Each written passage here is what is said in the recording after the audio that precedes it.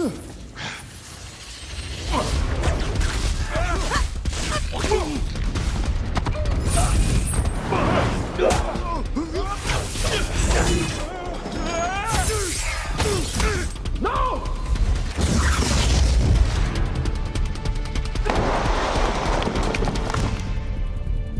The fight directors have done an extraordinary job. Action. You want to do something that's never been done before, so you want to make it original. The preparation on this film has been immense because it's a certain fighting style they invented for the film. Put your weight on your right? And then when you do the left hand, almost lunge out a little bit. What you're seeing is kind of a blend of 3 or 4 martial arts put together. So some people might look at it and go, oh, that's Kung Fu, oh, that's Silat, oh, that's Filipino martial arts. We're trying to make it something unique to the movie. Give yourself a round of applause. I run a martial arts school, so we're all teachers, so we can break it down into small movements so they understand the beats and the timing, and then gradually we've been putting all the moves together. We know the position, we know how to turn. We're going to make sure, again, knees, bum, off the floor. We have Julian, our dance choreographer for the movie, because in the movie, it's a mystical martial arts academy. Julian's going to bring some type of hand formations that create these lines of light.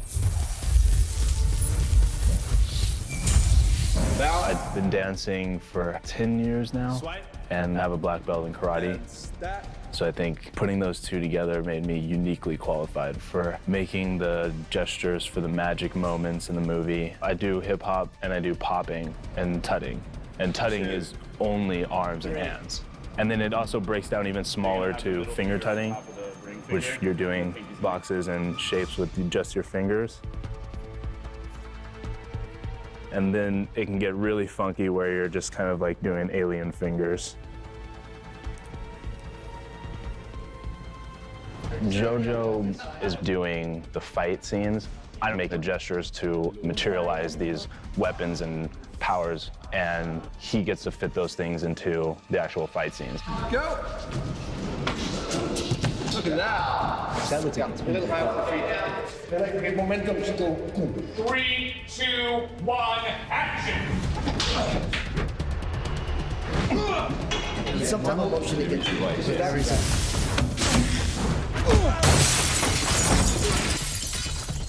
Benedict was shooting constantly and doing theater in the evening, so he squeezed the training in between. Benedict threw himself into this role, and he went through months of physical training even while he was on stage doing Hamlet to learn how to fight and how to move. We've had to say, Benedict, maybe we should let the stuntman do that particular stunt. He has been game for everything.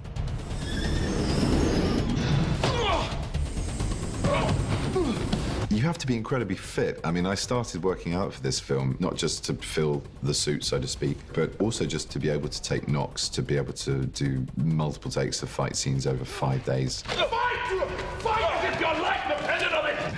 I've been whipped about 3 times with this sort of whip thing that Chiwetel and I had to play with in a fight training scene. Yeah, it's a great moment in the film in terms of the relationship of Mordo and Strange, where he's introducing him to all of the different fighting methods that they can use. Dr. Strange is also sort of fighting back, and so finding his own feet and sense of himself in this world. They're still master and pupil. Trust your teacher. But it's the first time that there is a sort of equivalency about them. There's a kind of dance to it. For me, there was this issue with the Ancient One, that the Ancient One is a complete mofo at doing all this stuff, but is super, super still and super serene while doing it. So that was quite a task.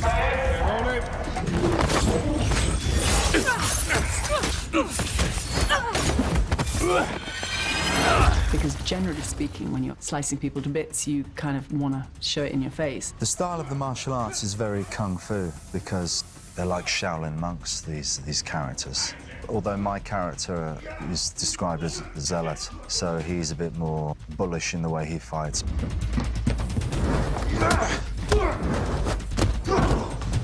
A bit less graceful.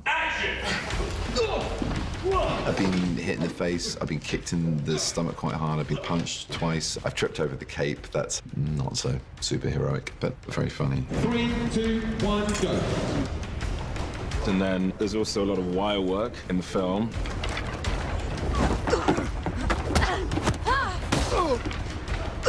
And it becomes very exciting and just a lot of fun, really. Stephen Broussard and Kevin Feige said, I've done more wire work on this than any other film that they've worked on. I get flung through a wall or suspended by a wire over a drop and then smashed into an asteroid in another dimension, flung off the edge of a building that's changing shape, or knocked over a balcony or smashed through a cabinet. You can't really say you're a superhero unless you've actually experienced some of the physical trauma. It was really fun. It's not every day you get to smash glass and be paid for it.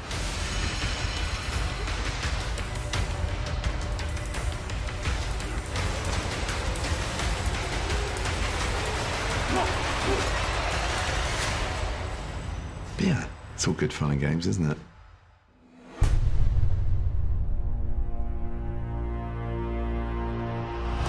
With Doctor Strange, we're crafting some really cool and unique visual ideas and really mind-trippy, out there sort of sequences that I think approach action in really cool new ways.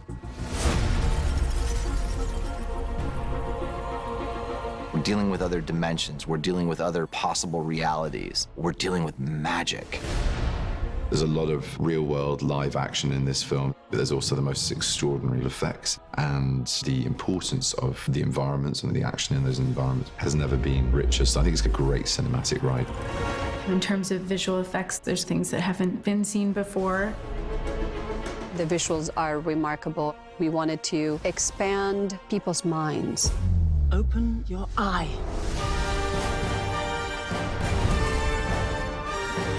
The film is not really so much about destruction. It's about creation. It's about bending things. It's not about breaking things. Like, creativity on this film was pretty open. There was no, oh no, let's not even try it. It was like, let's try everything. As soon as I saw the plans for what the visuals were going to be, I thought it was quite literally a different universe. There are more interesting things that can be done with modern film technology. I think we can do more, you know, and that's part of the ambition of Doctor Strange. The comics themselves are incredibly visually rich, and that immediately translates into a 21st century cinematic landscape because we have these extraordinary tools at our disposal. In the comics, Steve Ditko is famous for his interpretation of this dark dimension, and what the entire production team has been tasked with doing is bringing that to life. We tried to be faithful to it, but bring something new to it, you know, kind of put it into our world. And nowadays, you know, we're in 21st century, so it's a different technology, but we try to be very faithful to these ideas. I've got a selection of environments in 3D here, which I can modify and adjust the speed of and the color, and then an array of 3D cameras looking at them, each of which drives one of these outputs, which goes to the individual lighting panels, which light Benedict. 3, 2, 1, action. And now! Marvel are always experimental as filmmakers. They're always taking technology right to the edge and beyond the edge, and they're inventing every day new technology to do things that a year ago they wouldn't have been able to do. I see through you. One of the staples of Doctor Strange's magical powers is the ability to astral project, which was another idea born of groovy 60s thinking, you know, I'll meet you on the astral plane, man. What did you just do to me? I pushed your astral form out of your physical form. What's in that tea? Psilocybin? LSD? It's just tea with a little honey. You're exiting your body and you're viewing something from an alternate dimension. So that's a big moment for us to figure out how we're going to do that. It'll start off often at Marvel in the Viz Dev department, and they'll come up with concepts. Previs is essentially moving storyboards. You actually can now get into what the shots are supposed to be like, how dynamic the moves are. That then gets handed off to a facility who will then begin testing that with moving footage.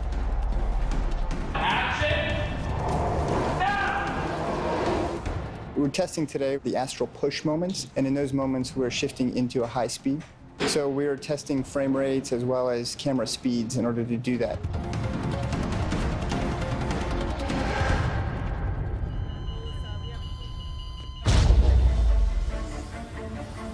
The astral form is one of the simplest effects that we've done and one of the hardest, because you need to believe that in a way is the spirit that sort of comes out of the body. We all know what the body looks like, and we also know what a ghost looks like. And the idea was that we didn't want it to look like a ghost, and yet is ghostly. The main thing was in the way they can move and interact with the environment. When they fly very fast through the room, they can go through the walls, but then cling to the walls. Things are moving when they hit them. So it's not really ghosts as we know them.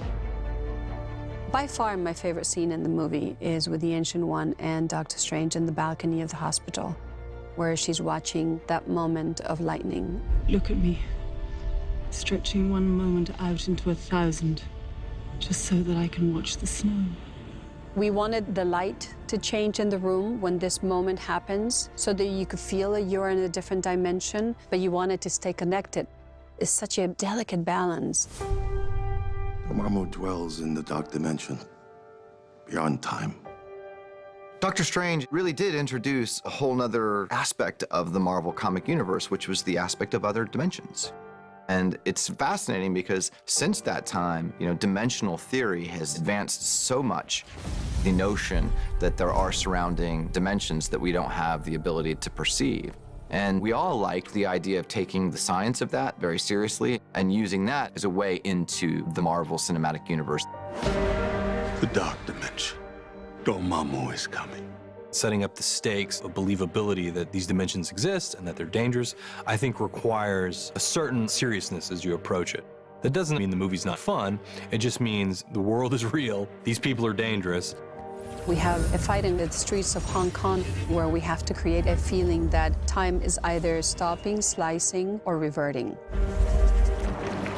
There was a lot of work put into this. The way we shot the sequences was pretty complex. We have time going forward and backward and buildings coming up and down. So we have to go and look at the previews where we can actually understand exactly where we are at that moment. The two departments, visual effects and the art department, they're coming together more and more these days. Now, there's a lot of visual effects, obviously, in all of this, but you'd be surprised how much we do in camera as well. Let's roll. Rolling. It's a very collaborative process. Action!